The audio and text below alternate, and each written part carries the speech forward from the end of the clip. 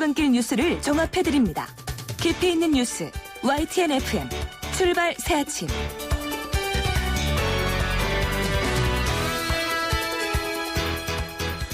예, 오늘도 날씨가 상당히 좋습니다. 아침 출발하기에 딱 좋은 날씨라고 볼 수가 있는데요. 자, 이런 날씨에 보내드리는 신율의 출발 새아침 3부 순서, 오늘도 여러분의 의견 기다리고 있습니다. 여러분의 의견 있으시면 유료 문자죠. 짧은 문자 50원, 긴 문자 100원, 샵 0945로 여러분의 의견 보내주시면 저희가 방송 중에 여러분의 의견 충실히 반영하도록 하겠습니다. 그럼 신율의 출발 새아침 3부 순서, 먼저 광고부터 들으실까요?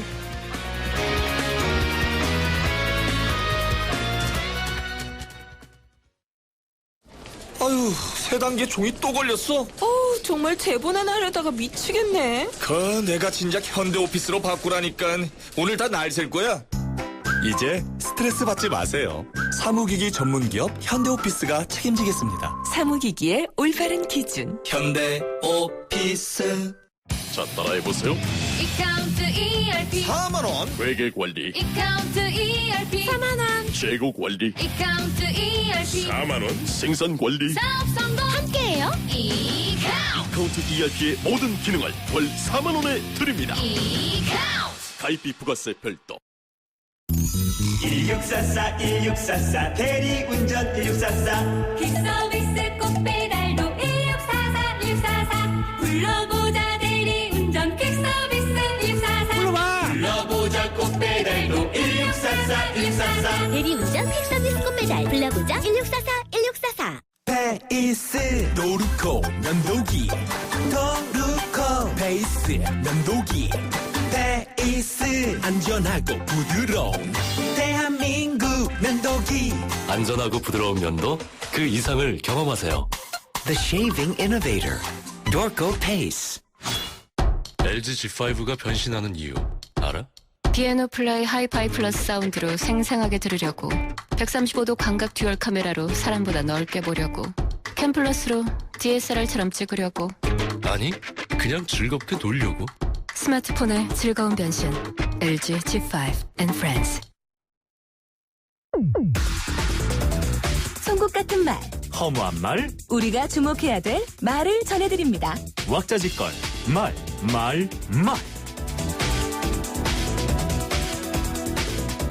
이번 총선이 끝나면 뒷마무리를 잘하고 사퇴할 생각이다. 새누리당 김무성 대표가 총선 직후 결과와 상관없이 대표직을 사퇴하겠다고 선언했습니다. 김 대표는 대권 후보 자격에 대한 질문에 대해선 자격이 없다, 이게 아니고요, 자격이 부족하다, 이런 말도 덧붙였는데요. 이 언급이 나온 시점을 주목할 필요가 있을 것 같습니다. 바로 대구 방문 전이었는데요. 한마디로 상당히 거센 반발을 예상하고 미리 김 빼는 전략을 구사했다는 거고요. 또 어차피 7월이면은 그만둬야 하는 대표직을 2달 정도 빨리 그만두어서 총선 직후 결과에 상관없이 제기될 가능성이 있는 책임론 때문에 괜히 상처받는 일을 미리 막아보자는 전략이라고도 볼 수 있습니다. 어제 대구에서 최경환 의원과 포옹하는 모습을 보여준 김무성 대표. 정말 정치인들은 대단하다는 생각이 듭니다.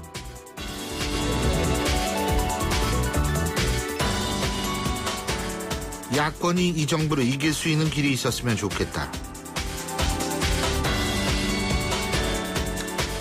손학규 전 대표가 국민의당의 반대로 난항을 겪고 있는 야권 연대에 대한 질문의 한 답변입니다.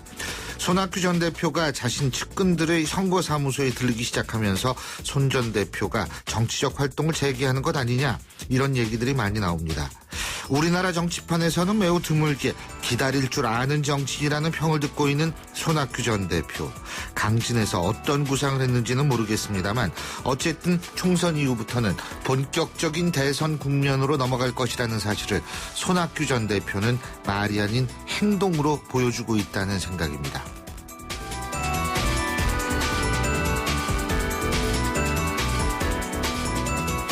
새누리당 압승에 대한 공포감이 있을 수 있다. 그러나 지금은 낡은 정치판을 깨야 한다.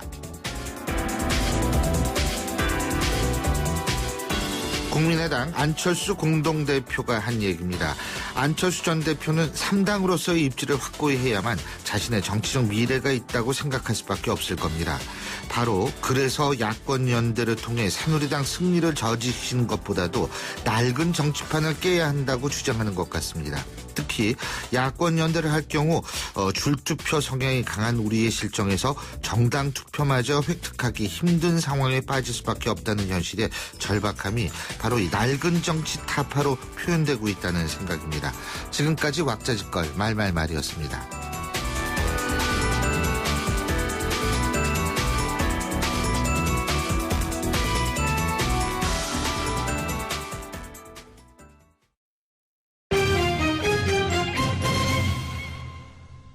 경제뉴스 알아보겠습니다. 최요한 경제평론가 연결합니다. 안녕하십니까?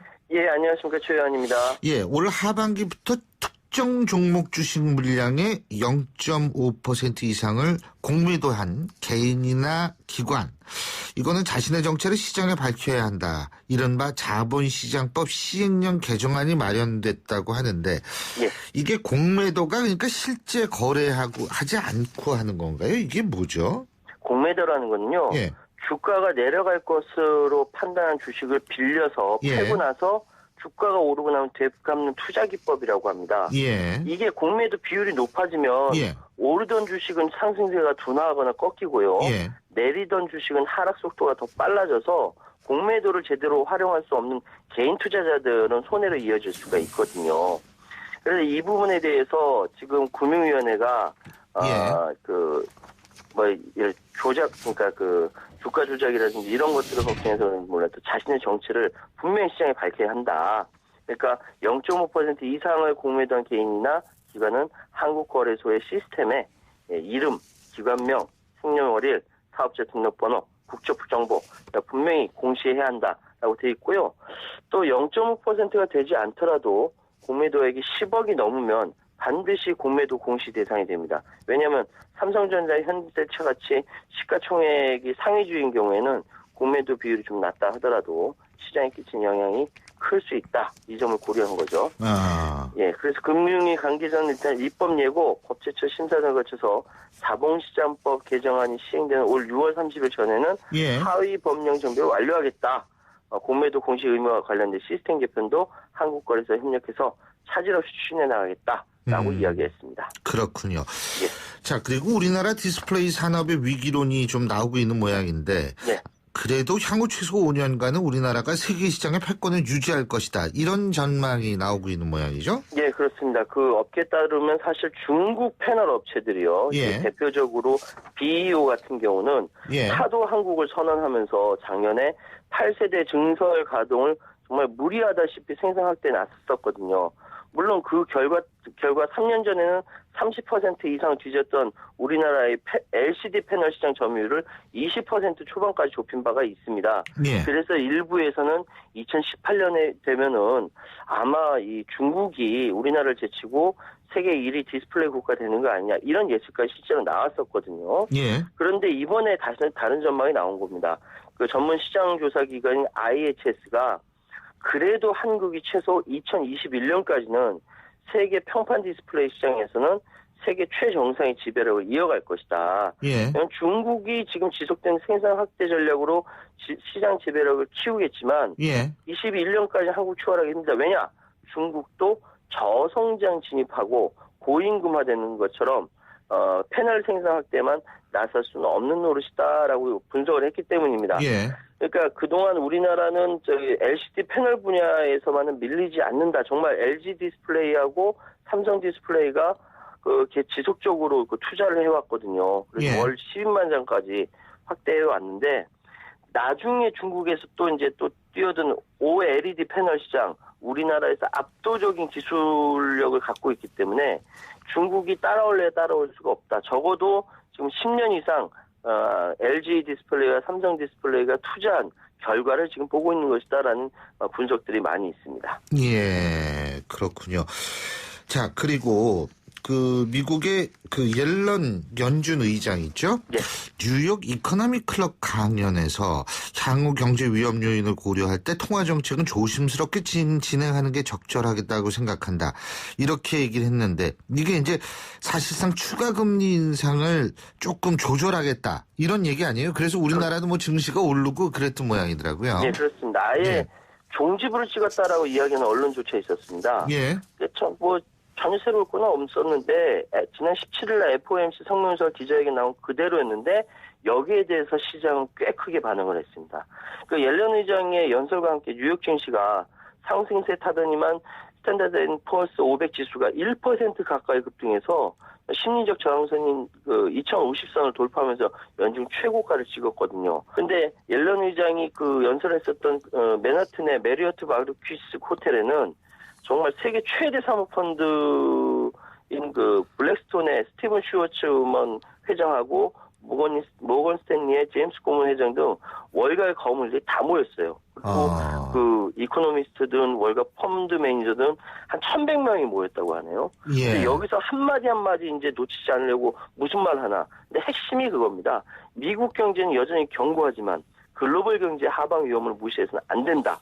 그러니까 기준금리 인상은 조심스러워야 되고 성급해서는 안 된다. 시장이 예. 듣고 싶은 얘기만 골라서 이야기한 거죠. 그렇군요. 그러니까 영향을 받은 것이고 가장 많이 사용한다는 리스크, 위험이라는 거라고 얘기했는데 이 위험을 항상 해지하면서 발언했던 거 이것이 미 연준 의장으로서 제대로 발언이 먹혔다 이렇게 해석할 수가 있습니다. 예, 잘 알겠습니다. 오늘 말씀 잘 들었습니다. 고맙습니다. 예, 감사합니다. 예, 지금까지 최요한 경제평론가였고요. 앞서 일부 인터뷰에서 더불어민주당 정장선 선대본부장이 언급한 여론조사 개요를 말씀드리겠습니다. 여론조사 전문기관인 갤럽이 지난 22일부터 24일까지 전국 남녀 유권자 1,004명을 상대로 박 대통령의 직무 수행을 잘하고 있는지에 대한 휴대전화 인터뷰 조사를 했고요. 그 결과 신뢰 수준 95%의 표본 오차 플러스 마이너스 3.1%포인트로 보다 자세한 사항은 한국갤럽 홈페이지 그리고 중앙선거 여론조사 공정심의위원회 홈페이지에서 확인할 수 있다는 점을 말씀드립니다.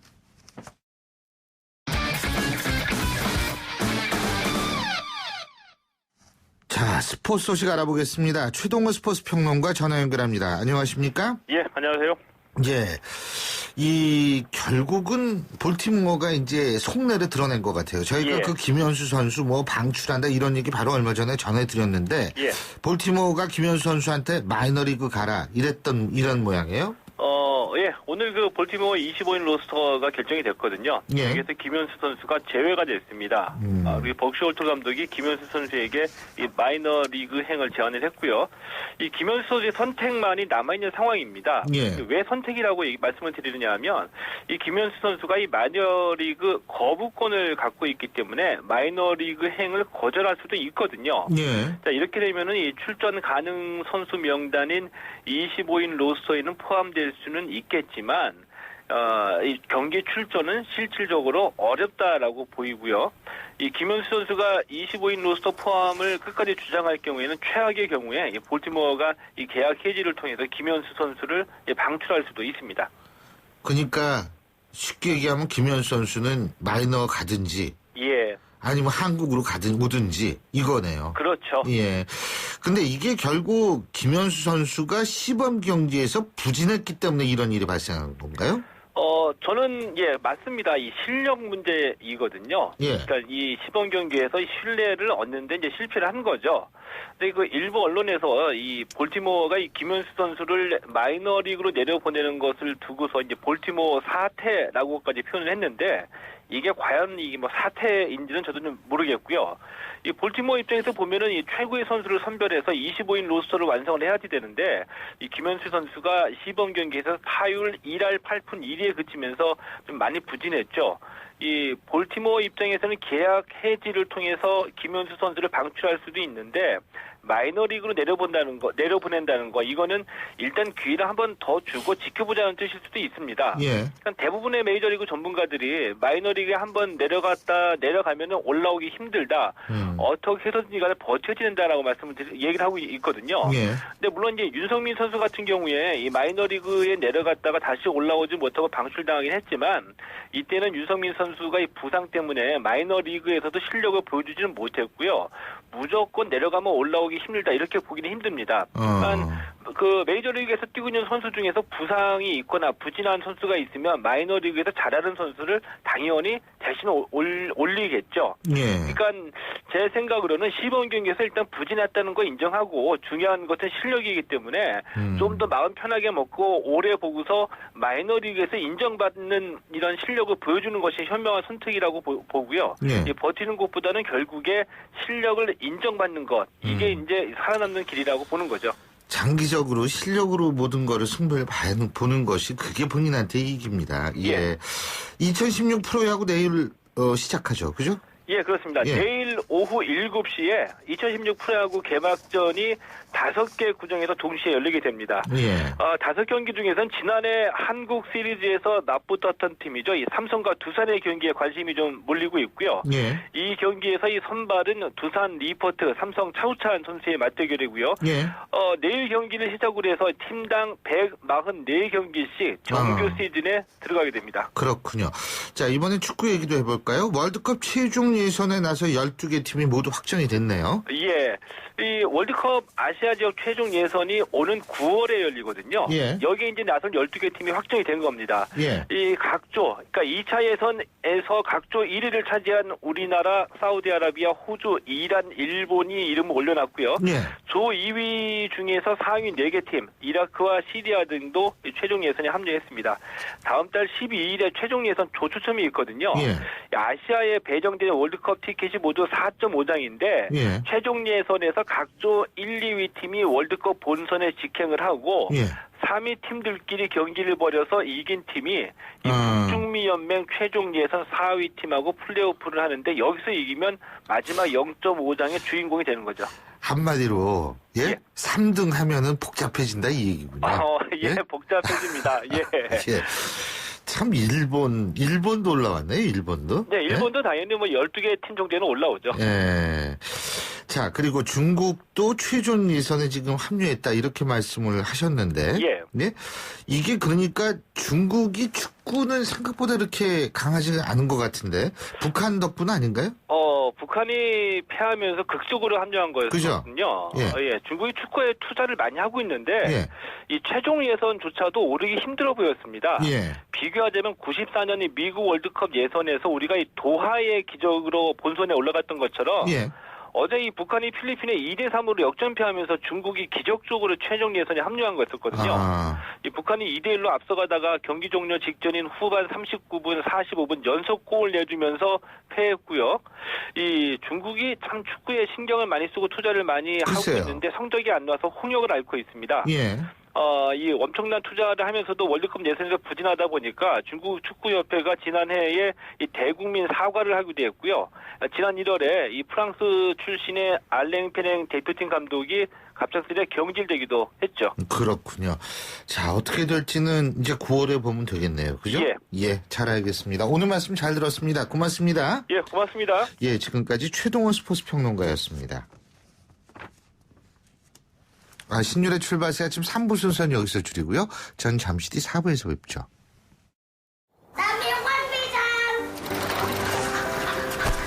학교를 향해 누아는 페달을 밟는다.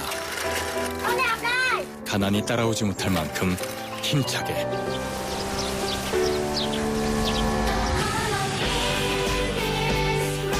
후원이 끝나도 마을 스스로 아이를 돌보게 만드는 월드비전 자립마을 프로젝트. 진정한 후원은 후원이 끝나게 하는 것입니다. 후원 문의 1688-3570 1688-3570 진정한 후원을 생각합니다.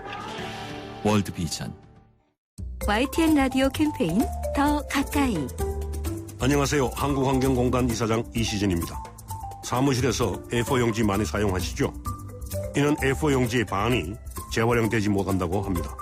버려진 종이를 쌓아 올리면 63빌딩 700개를 연결한 것과 같은 높이라고 하니 어마어마합니다. 이면지를 활용한 것도 좋지만 애초에 종이를 덜 쓰는 것도 좋은 방법입니다. 우리나라 직장인 한 명당 1년에 500개의 종이컵을 사용하고 있습니다. 나무 120억 그루가 종이컵 때문에 사라지는 겁니다. 각자 개인 머그컵이나 텀블러를 사용해 보시는 게 어떨까요? 한 명만 머그컵을 사용해도 1년에 소나무 한 그루가 안 뽑힐 수 있다고 합니다. 나무 사랑은 더 가까이, 종이 낭비는 저 멀리. 종이를 아껴 쓰는 습관을 기르세요. YTN 라디오 캠페인 더 가까이 한국환경공단과 함께합니다. 사장님, 성악가 김동규 씨네 집 바닥재 좋던데 우리 집도 똑같은 걸로 해줘요. 아, 요즘 떠오르는 바닥재 스타 강마루. 스타일 좋고 습기, 열, 긁힘에 강하니까 오래 사용하려면. 그래서 스타 강마루로 하는구나. 성악가 김동규입니다. 강마루 스타는 스타 강마루. 스타 강마루. 날카로운 분석, 내일을 보는 시선. 신율의 출발 새 아침. 신율의 출발 새 아침 4부 순서, 먼저 광고부터 듣겠습니다. LG G5가 변신하는 이유 알아? 피아노 플라이 하이파이 플러스 사운드로 생생하게 들으려고, 135도 광각 듀얼 카메라로 사람보다 넓게 보려고, 캠플러스로 DSLR처럼 찍으려고. 아니, 그냥 즐겁게 놀려고. 스마트폰의 즐거운 변신, LG G5 and Friends. 수? 우리 아파트 하나 장만할까? 정수 오빠, 요새 누가 아파트 사? 아파텔 사지. 전용률부터 남다른 투룸 3베이 아파텔 도봉 21st. 우와, 이게 오피스텔이야 아파트야? 아파텔이라고, 요 남자야. 모델하우스는 수락산역. 문의전화 1522-0055. 주식회사 대명 21. 엄마, 침대가 좁아. 이사갈 때 바꾸자. 침대가 불편해. 비싼 건데 참아. 침대 왜 사서 고생하세요? 코웨이 매트리스 맞춤 케어 렌탈하세요. 3년마다 타퍼 교체, 6년마다 새 매트리스로 업그레이드. 위생관리는 기본. 침대 이제 코웨이가 답이다. 6년 약정 기준. 봄이 왔어요. 우리 저 차태현과 5 아이들이 모여 만든 봄봄밴드. 봄봄밴드가 당신을 찾아갑니다. 마음속까지 따뜻해지는 인생의 봄 전하러. 봄이 왔어요. 당신의 봄 삼성화재. 완벽하게 새로워진 렉서스 RX 출시. 여유로운 안정감 속에 거침없는 파워, 넘치는 카리스마 속에 정교한 디테일. 발견하라, 감동하라. Radiant Crossover New Generation RX. 모든 순간이 감동이다. Lexus. LG G5가 변신하는 이유 알아? 피아노 플라이 하이파이 플러스 사운드로 생생하게 들으려고, 135도 광각 듀얼 카메라로 사람보다 넓게 보려고, 캠플러스로 DSLR처럼 찍으려고. 아니, 그냥 즐겁게 놀려고. 스마트폰의 즐거운 변신, LG G5 and Friends. 예, 이제 출근길 슬슬 마무리될 시간이죠. 8시 32분 22초 지나고 있는데요. 자, 지금 현재 교통 상황 알아보겠습니다. 나성숙 캐스터. 네, 교통량도 줄고 소요 시간도 줄었습니다. 올림픽대로 하남 쪽으로는 가양대교 지난 지점 1차로에서 난 사고, 철회 작업이 모두 끝이 났는데요. 사고 여파가 더해지면서 행주대교에서 성산대교까지 밀립니다. 15분 이상 소요되고요. 다시 여의도 부근에서 정체입니다. 강변북로 구리 쪽 난지 나들목에서 동작대교까지 밀리고 있는데요. 이 구간도 30분 이상은 소요되고 있고요. 동부간선도로 이용해서 도심 성수대교 쪽으로는 수락 고가차도에서 성동교까지 속도가 떨어지는데요. 이 구간도 40분 이상은 감안하셔야겠습니다. 제2경인고속도로 인천 쪽으로 사고 있습니다. 남동 부근 1차로와 2차로 승용차 부딪히는 사고인데요. 처리 작업 진행이 되고 있기 때문에 4km 구간 정체고요. 반대쪽으로도 구경여파도 문학에서 남동까지 밀립니다. 신율의 출발 새 아침 교통정보였습니다. 신율의 출발 새 아침 오늘 순서 시작합니다. 오늘 아침 당신이 듣고 싶은 뉴스 94.5MHz YTN 뉴스 FM 신율의 출발 새 아침.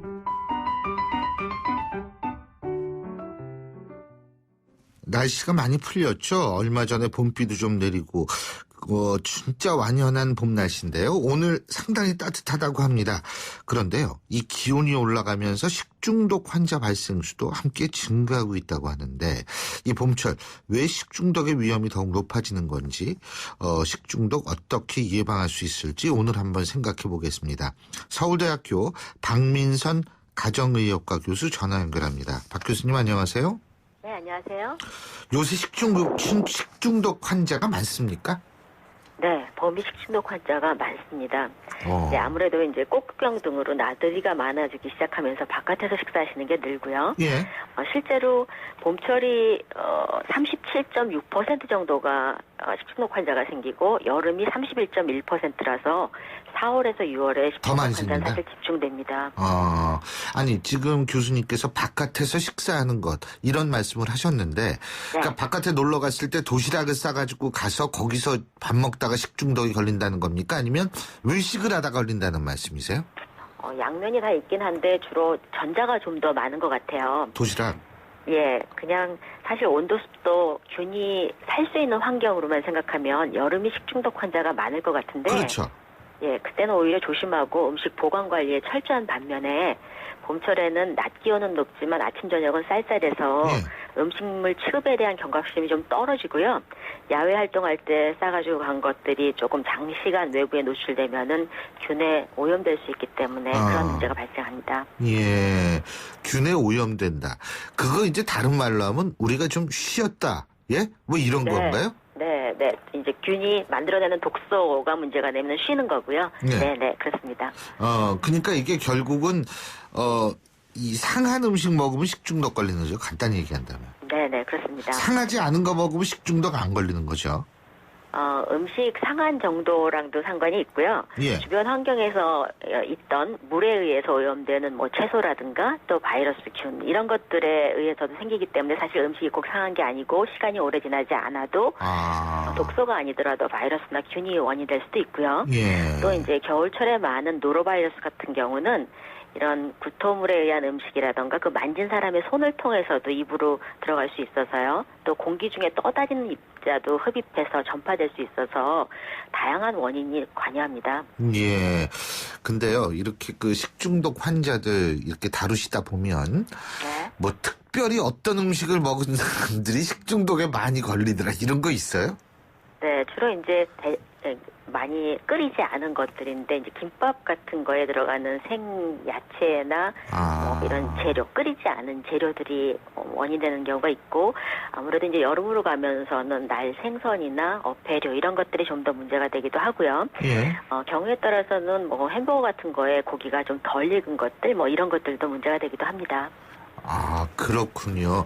그 비브리오 폐혈증 같은 경우에는 식중독이 아니죠, 그거는? 그것도 이제 광범위한 범위에서는 식중독이 하나 들어가죠. 바이러스에 의한 거를. 네. 광범위. 아니, 왜 그러냐면 여름에 어패류 말씀하셔가지고 갑자기 비브리오 폐혈증 제가 생각이 나서 여쭤본 건데요. 네네. 그런데 이 식중독 우리가 증상이 뻔하죠. 설사하고 구토하거나 열도 나요, 근데? 네, 열도 납니다. 균이 들어가서 온몸에 이 염증 반응을 일으키면 열이 납니다. 그리고 이제 심한 탈수로 인해서 사실은 기존에 이상이 있었던 분들은 사실 심하면 사망할 수도 있기는 하죠. 심장 이상이나 이런 거 있는 분들은요. 예, 물론 아주 이제 극단적인 경우겠죠. 예. 자, 근데요, 지금 가장 또 우리가 좀 조심해야 될 장소라고 볼 수 있는 게 학교 급식, 그죠? 이 보면은 제 기억으로는 이 급식 과정에서 식중독 발생했다라는 뉴스 많이 봤거든요. 그죠? 근데 실제로 이런 음식을 다량으로 관리하는 곳, 여기에서는 특히 식중독 예방을 잘해야 될 것 같은데, 먹는 사람도 조심하고 하는 사람도, 조리하는 사람도 조심해야 되는 거 아니겠어요? 네, 맞습니다. 이제 조리하는 사람들이 더 문제가 될 수 있죠. 이런 급식하는 데는요. 광범위하게 퍼질 수 있기 때문에 이제 일부 바이러스는 굉장히 적은 양으로도 사람에게 질병을 유발할 수 있고, 이제 증상이 없어진 다음에도 2주간 전염을 일으킬 수 있는 것들도 있어서요. 조리하시는 분들은 배탈, 설사, 구토 증상이 있는 경우에는 조리 과정에 참여하지 않고 쉬도록 한 일주일 동안 조리를 원래 금지하게 되어 있고요. 또 사람을 통해서 전염될 수 있는 그런 대표적인 노로바이러스 같은 경우에는 비누로 흐르는 물에 20초 이상 손을 씻어야 제거가 가능하거든요. 예. 그래서 화장실 사용하거나 조리하기 전후 또 그리고 조리하는 그런 도구들 이런 것들은 락스 같은 염소 표백제로 꼭 소독하도록 되어 있습니다. 예, 그렇군요.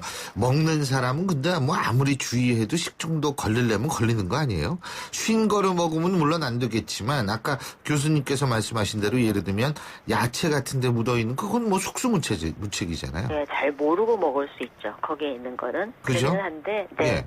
그러기는 한데 이제 똑같은 거를 먹어도 어떤 사람들은 좀 문제가 되고 덜 되고 이럴 때가 있잖아요. 예. 저희가 이제 그게 간단하게 약간 변이 좀 묽어진다던가 자주 본다던가 이렇게 살짝 지나가는 사람이 있고 아주 심하게 지나가는 사람이 있는 것은 그 자신의 건강 상태랑 굉장히 상관이 있어요. 그러니까 기본적으로 이제 위생하는 거, 뭐 비누로 손 씻는 거 이게 첫 번째로는 중요하겠지만 음식을 통해서 모르는 사이에 들어오는 거는 평상시 자기 건강 관리, 과로 피하는 거, 그 다음에 이제 적절히 운동을 해서 음식이 필요한 상태가 되면 몸이 안 좋은 것도 힘이 좋을 때 젊었을 때는 똑같은 걸 먹어도 좀 덜 그렇잖아요. 어르신들이 오히려 설사를 많이 하게 되는 건 장에서 음식을 흡수하고 이런 데에도 힘이 필요하거든요. 그래서 이제 자기 자신의 건강 상태가 굉장히 많이 관여하기 때문에 평상시 불규칙한 생활하시는 거, 과도한 음주 이런 건 좀 조심하셔야 되겠죠. 이렇게 식중독이 유행하는 시기에는. 음주도 조심해야 된다. 음주하시면 또 이 장운동이 빨라지면서 설사하시기 쉬워지잖아요. 그렇군요. 잘 알겠습니다. 지금 문자 온 것 같은데 오늘 말씀 여기까지 듣겠습니다. 고맙습니다. 네, 감사합니다. 지금까지 서울대학교 가정의학과 박민선 교수였습니다. 여러분은 지금 FM 94.5MHz로 방송되고 있는 신율의 출발 새 아침을 듣고 계십니다. 의견 주실 분은 짧은 문자 50원, 긴 문자 100원의 이용료가 드는 휴대전화 문자 메시지 샵 0945번으로 의견 남기실 수 있습니다.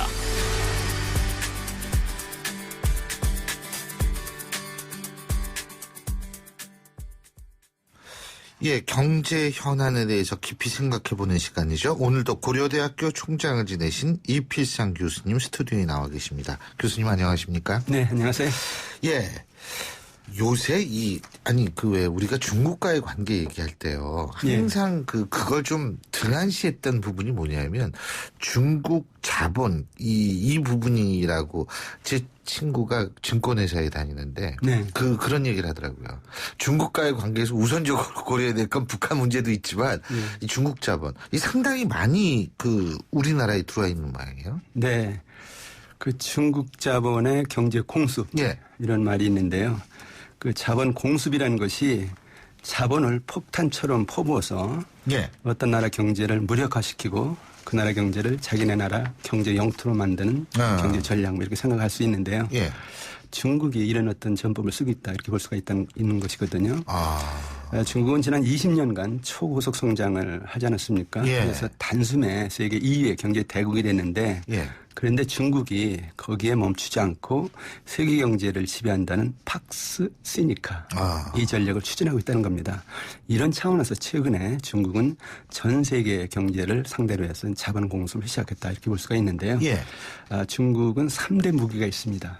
첫 번째 무기가 인구입니다. 14억의 최대 인구를 가진 나라다 하는 것이고요. 두 번째 무기는 잠재 성장률인데 불과 20년 동안에 세계 2위의 경제 대국이 됐는데 앞으로 경제 성장률 7%대의 무한 성장이 가능한 나라라는 것이거든요. 그다음에 세 번째 무기는 외환보유액인데 끊임없이 지금 외화를 벌어들이면서 그 외환보유액이 3조 6천억 달러 세계 최대입니다. 그러니까 막강한 자본력이 있다는 것이거든요.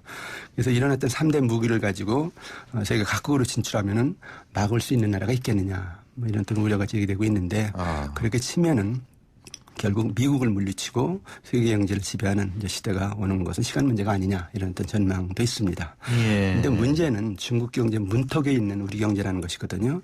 당연히 중국은 우리 경제를 이제 공략을 해서 자신들의 지배 체제를 만들고 미국과 일본 같은 선진국을 공략하는 그런 발판으로 이용할 가능성이 있다. 우리나라를요? 그렇죠. 그렇게 치면은 이제 우리로서는 중국 자본의 공습에 이제 큰 피해를 볼 수도 있다 이렇게 생각해야 되겠죠. 그러면 일단 우리나라 같은 경우에는 어떤 식으로 이 사람들이 발판으로 이용할까? 이게 이제 저건데 뭐 기업 인수합병인가요? 뭔가요? 예. 결국은 이제 다른 나라 경제를 지배하는 가장 효과적인 수단이 기업의 인수합병입니다. 예. 그 나라 기업을 인수하거나 합병하면은 그 나라 산업을 지배할 수 있거든요. 지난해 중국 기업들이 이제 해외 기업들을 인수합병을 대대적으로 이제 추진을 했어요. 예. 근데 우리나라의 경우 보면은 중국 기업의 우리나라 기업 인수 건수가 33건인데 거래 규모가 19억 3천만 달러입니다. 1년 전에 비해서 3배 증가한 건데요. 대표적인 예를 들면은 중국의 안방보험그룹이 우리나라 동양생명보험을 인수했고요. Gmail이라는 회사가 이스스킨이라는 화장품 회사를 인수했습니다. 예. 그리고 DMG라는 엔터테인먼트 회사가 우리나라 초록뱀 미디어라는 회사를 인수했거든요. 그래서 지금 산업 전반에 걸쳐서 자기네들이 할 수 있는 M&A를 지금 적극 추진하고 있다 이렇게 볼 수가 있습니다. 예. 아니 그러고 보니까 교수님 말씀하시는 거 보니까 볼보도 중국으로 넘어갔잖아요. 그렇습니다. 그죠? 예. 물론 스웨덴 기업입니다만. 네. 아니 제 독일 친구가 그러더라고요. 우리나라 왔었는데 요새 차 뭐 갖고 다니냐 그랬더니 중국 차 갖고 다닌다 그래서 뭐냐 그랬더니 볼보라 그러더라고요. 그러니까 전 세계적으로 어떤 자기네들이 전략적으로 필요한 기업이라면 이제 집중적으로 공략을 하는 그렇죠. 것이죠. 그게 그러니까 기업을 공략해야지 그 나라 경제를 가장 효율적으로 지배할 수 있다. 네. 부동산도 사는 것 같은데 우리나라 제주도 땅 한참 문제가 되고 그랬었는데. 예, 그것도 문제입니다. 예. 2010년에 제주도에 이제 부동산 투자 이민 제도가 생겼어요. 네. 그래서 우리나라 돈으로 5억 원 이상의 부동산을 사면은 한국 거주권을 주고 5년 후에 영주권을 주는 그런 제도인데 네. 이를 계기로 해서 중국 자본이 제주도에 물밀듯이 들어오고 있습니다. 네. 그래서 그때 이제 그 제도를 도입한 목적은 제주 지역 경제 활성화였죠. 네. 그래서 어느 정도 그 경제 활성화에 효과가 있는 건 사실입니다. 네.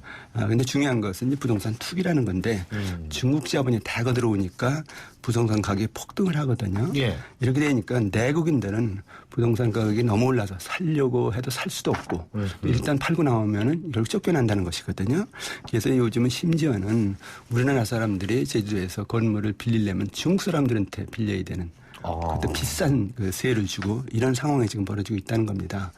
근데 이제 문제는 제주도에 그치지 않고요. 이런 어떤 투자 이민 제도가 평창 알펜시아 리조트, 여수 해양 관광단지, 인천 송도 등도 지금 실시하고 있고요. 더 나아가서 중국 자본이 서울로 진출을 하고 있는데 영등포와 구로구는 서울의 차이나타운 이라고 불릴 정도로 많은 중국 자본이 들어와 있고요.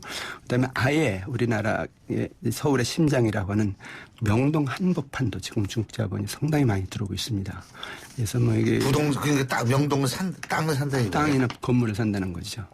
특히 명동은 중국 관광객이 많으니까 그렇죠. 자기네들로서는 이제 많이 사서 이제 활용을 하겠다 그런 뜻이죠. 그래서 이렇게 가다가 중국 경제 영토화 되는 것이 아니냐 그런 어떤 우려까지 제기하는 사람도 있습니다. 아니 제주도 같은 경우에 진짜 알짜배기 땅을 많이 사는 모양이더라고요. 중국 사람들이. 그럼요. 예. 아니 노른자위. 제2공항 생긴다고 하니까 그 근처에 땅값이 4배, 5배 뛴다고 그래요. 중국 자본 때문에. 중국 자본 때문에요. 네. 그런데 이렇게 이제 물적인 침투도 있지만 또 하나는 뭐냐면 이 인재 유출도 있다고 그러던데. 그죠? 네. 다른 나라 기업을 공략할 때 좀 비열한 방법이 그 나라 인재를 빼오는 것이거든요. 그렇죠. 네. 핵심 인재 그것도. 예. 그래서 중국이 지금 그런 전략을 펴고 있다는 건데요. 중국이 우리 인재를 빼가면은 한국 기업은 하루아침에 쓰러지고요. 중국 기업은 세계적인 기업이 될 수 있다는 겁니다. 특히 인재가 가면은 한 명의 사람이 가는 것이 아니라 수십 년 동안 우리가 애써 발전시킨 산업이 통째로 간다는 것이거든요. 근데 이런 일이 지금 벌어지고 있다는 겁니다. 통째로 간다는 게 예를 들면 노하우라든지 그죠? 예. 무슨 심지어 제품의 설계도까지 갖고 나갈 수도 있는 거 아니에요? 그렇죠. 그러니까 거기 이제 임금이 싸우고 그러니까 싸게 만들면 우리나라 상품은 이제 완전히 시장에서 죽는 그렇죠. 거죠. 예. 지금 중국은 거의 모든 산업 분야에서 우리 기술을 추격한 상태인데 아직 우리가 앞서가고 있는 분야는 반도체, 디스플레이 이런 첨단 산업이거든요. 중국이 이런 첨단 산업에서 주로 인재를 빼간다는 겁니다. 특히 이제 중국 기업들은 우리나라 인재들 중에서 특급 인재의 경우는 195 조건까지 제시한다는 건데 195가 뭐예요? 무슨 뜻이냐면요. 1년치 연봉의 9배를 우리나라 1년치 연봉의 9배를 예, 9배를 5년 동안 보장해서 준다는 뜻입니다. 그러니까 매년 우리나라 연봉의 9배를 5년 동안 준다. 네. 그리고 거기에 그치지 않고 주거라든가 숙식이라든가 교육이라든가 복지 이런 혜택까지 추가적으로 준다는 것이거든요. 그거는 연봉 9배에 포함이 안 되는 안 거다. 되고요. 예. 야, 뭐 이렇게 조건이 좋으니까 예. 갈 수밖에 없죠. 그래서 이제 삼성전자라든가 SK 하이닉스라든가 LG전자 등에서 많은 인재들이 상당히 빠져나간 것으로 지금 알려지고 있습니다. 아, 지금 벌써요. 예. 그런 거 보면 이렇게 저희 같이 문과하면 이게 참 그런 제안도 못 받고 아니 빠져나가고 싶어도 못 빠져나가는. 예. 이거 야, 그냥 중국이 엄청난 자본력 가지고 그냥 밀고 들어오는 거 아닙니까? 땅 사고 사람 빼가고 뭐 그죠? 기업 인수합병하고 그러는 거죠. 근데 역으로 따지면 말이에요. 우리나라 기업들이 인재를 뺏기는 건데 그건 우리나라 기업들이 인재를 관리를 잘 못했다라는 걸 또 반증할 수도 있는 거 아니겠어요? 그렇습니다. 간 사람만 무조건 욕할 수는 없는 거 아니냐는 그럼요. 거죠. 예. 그 가장 큰 문제가 그 인재들에 대해서 우리나라 근무 환경이 상당히 열악하다는 겁니다. 이 사람들 일 시킬 때 밤샘 작업시키고요. 주말 작업시키고 그렇다고 돈을 많이 주는 것도 아니거든요. 네. 이 사람들은 돈도 못 벌고 가족과 건강을 한꺼번에 잃는다. 이런 어떤 피해의식이 있다 하는 것이거든요. 근데 두 번째는 고용 불안인데 그 인재들을 위한 양질의 일자리가 상당히 부족합니다. 그 미국에서 우리나라 그 사람들이 이제 이공계 학위를 많이 하는데 예. 이공계 박사를 딴 사람들한테 이제 물어보면은 60% 사람들은 한국 안 가겠다 그러거든요. 미국에서 눌러 앉거나. 싱가포르도 많이 가요. 그다음에 중국도 많이 간다는 것이죠. 예, 우리가 애써서 인재를 길러놨는데 그다음에 미국까지 보내놨는데 우리나라에 안 오겠다는 것은 일자리가 없고 와도 이제 제대로 대우를 못 받고. 그렇다는 얘기거든요. 세 번째 이유는 퇴직 관리가 제대로 안 되고 있다는 건데 인재가 이제 뭐 퇴직을 한다 할 경우에 그 사람은 엄청난 자산을 가지고 있거든요. 지식을 가지고 있거든요. 예. 그냥 방치한다는 겁니다. 그래서 심지어 이 사람들이 노후가 불안하다는 것이거든요. 이 사람들 중국에서 손짓하면 얼른 가죠. 연봉이 9배 주면 그거는 뭐 몇 년만 하면은 평생 그 우리나라에서 벌 수 있는 돈 버는 거 아니겠어요? 그렇습니다. 그래서 퇴직해서도 저쪽에서 오라고 그러니까 얼른 간다는 거죠. 퇴직 연세 신 분들도. 예. 어떤 면에서 보면 그 사람들은 경험이 더 많거든요. 특히 임원 같은 경우에는 이제 많이 데려갑니다. 데려가서. 중국에서요? 예. 그래서 이제 새로운 어떤 전략 같은 걸 펴서 이제 그 세계 최고의 상품, 디자인 이런 거 만들어내고 그렇죠. 그러니까 지금 퇴직 관리도 사실은 해줘야 되는데 우리나라가 그게 엉망이죠. 전혀 없죠. 예. 근데 그렇다면은, 이게 우리나라가 앞으로 중국의 어떤 그런 자본 공습의 피해 때문에 손해를 볼 규모가 상당히 커질 가능성이 높겠네요. 뭐 이렇게 가다가 우리 경제 생존 기반이 무너지는 것이 아니냐 그런 어떤 우려까지 지금 제기되고 있습니다. 근데 지금 중국 경제에 우리가 오히려 거꾸로 발목이 잡히면서요. 20년 전만 해도 기회의 땅이었었는데 이제 우리가 거꾸로 발목이 잡혔다는 것이거든요. 잠깐만요. 거기 임금은 지금 그렇게 싼 것 같지는 않던데요, 중국이. 그래도 우리나라보다 많이 싸죠. 그래도 우리나라보다 싸나요? 예. 근데 이제 우리 경제가 어떤 피해를 보고 있느냐, 이제 3단계 피해를 보고 있는데 첫 번째 단계가 우리나라 산업의 고사입니다. 그러니까 해외 수출 시장이나 우리나라 국내 시장에 중국 상품이 아주 싼 상품이 또 그것도 품질이 괜찮은 상품이 대거 밀려들으니까 우리가 수출할 수가 없다는 거예요. 그리고 우리 국내 시장에서도 중국 상품에 우리 상품들이 밀려난다는 겁니다. 그러니까 우리나라 산업이 고사하고 있다는 것이고. 그리고 솔직한 얘기로 예전에는 중국 상품이 조금 퀄리티적인 측면에서 떨어졌는데 지금은 뭐 만만치 않은 것 같아요. 그렇습니다. 예. 품질이 거의 이제 문제가 없을 정도로 좋아졌거든요. 이제 두 번째 단계 피해가 뭐냐면은 뭐 이제 방금 시작한 이제 중국 자본의 침투인데 한국 기업들을 이제 마구잡이를 인수해서 결국 우리 경제를 침투하는 그런 어떤 피해를 지금 유발하기 시작했다 하는 것이고요. 세 번째 피해가 아까 말씀드린 핵심 인력 빼가기입니다. 핵심 인력을 빼가버리면 우리 기업들은 완전히 이제 생존 능력을 잃거든요. 그렇게 친다면 이런 이제 중국 자본의 공습 때문에 이렇게 여러 가지 피해가 이제 더욱 확대되고 본격화된다면은 우리 경제 어떻게 살 것이냐 그런 어떤 문제가 뭐 제기될 수밖에 없는 거죠. 아니 얼마 전에 제가 뉴스를 보니까 요새 청년 실업이 굉장히 높은데 이 청년 실업 중에서 일본으로 눈을 돌리는 청년들이 많다 이런 뉴스를 본 적이 있습니다. 그것도 우리가 좀 굉장히 좀 관심을 가지고 관리를 해야 되는데요. 청년들 굉장히 지식 수준 높고 열심히 공부합니다. 근데 이런 사람들 우리가 수용하지 못한다. 일자리가 없으니까 중국으로 보낸다, 일본으로 보낸다라고 했을 때 나중에 우리 경쟁력으로 본다면 오히려 그 사람들이 가서 우리 경제를 이제 더 악화시킬 수 있는 그런 일을 한다는 것이거든요. 그렇죠. 신다면은 우리가 길렀으면 우리가 우선 쓸 수 있어야죠. 그 사람들의 미래 산업을 발전시킬 수 있는 기회를 줘야 되는데 기회를 못 주고 있고 내보내고 있다는 것은 굉장히 지금 잘못된 일이죠.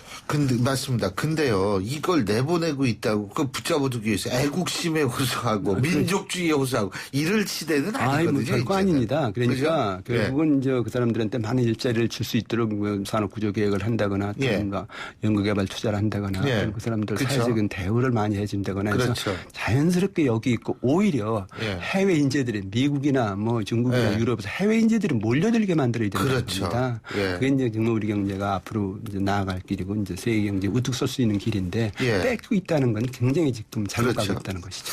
그래서 전반적으로 이 중국 자본의 공습을 막을 수 있는 대책은 그럼 뭘까요? 저는 3대 전략이 필요하다고 보는데 첫 번째는 방어 전략입니다. 기업 구조개혁 서둘러라, 기술을 혁신해라, 신제품 개발하라. 그래서 해외 시장이나 국내 시장에서 중국 상품보다 우리 상품이 더 잘 팔리게 만들라는 겁니다. 그래서 국내 산업을 일단은 되찾아라 하는 것이고요. 그러니까 두 번째 필요한 것이 이제 맞불 전략인데 중국 자본 들어오잖아요. 그럼 우리 자본은 왜 중국 가서 인수 못하냐 이런 얘기예요. 특히 중국 경제 요즘 좀 침체하면서 중국 기업들 구조조정 들어갔거든요. 좋은 기업들 가서 우리가 인수해서 오히려 우리 자본이 중국에 가서 경제 영토를 넓히는 그런 적극적인 맞불 작전을 펼하는 겁니다. 근데 세 번째 전략은 미래 전략인데 어떻게든지 첨단 산업, 벤처 산업 이런 걸 많이 일으켜서 선제적으로 미래 산업을 중국에 앞서서 선점하라는 거예요. 그렇게 되면 이제 중국 경제 앞서서 우리 경제가 이제 나아가니까 중국이 이제 공략하기 힘들다 하는 것이거든요. 그다음에 여기는 추가해서 인재 유출은 방지해야 됩니다. 그래서 이 사람들 대우 제대로 해줘야 된다. 일자리 만들어줘야 된다 하는 것이고요. 그리고 법적으로 기술 유출 방지해야 됩니다. 많은 사람들이 우리 여지껏 피땀 흘려서 만든 기술 빼갖고 가거든요. 그래서 우리나라는 처벌 규정이 굉장히 약해요. 그래서 부정 경쟁 방지 및 영업비밀보호법 이런 게 있습니다만 유명무실한데 미국 같은 나라도 그 기술보호법이 굉장히 강합니다. 그 기술을 부당하게 유출시키면은 최고 15년 징역, 그다음에 3배 손해배상까지 지금 물구해하고 있거든요. 그래서 우리도 그런 조치가 좀 필요하다 이렇게 볼 수가 있습니다. 알겠습니다. 오늘 말씀 여기까지 듣죠. 고맙습니다. 네, 감사합니다. 지금까지 고려대학교 총장을 지내신 이필상 교수님과 함께했고요. 신율의 출발 새 아침 목요일 순서는 여기서 모두 줄이겠습니다. 자, 내일이면 이제 주말인데요. 여러분 오늘 하루도 내일 생각하시고 모레 생각하시면서 그래도 나름대로 즐겁게 보내시기 바라겠습니다. 저는 내일 아침 7시 15분에 다시 오죠. 신율이었습니다. 고맙습니다.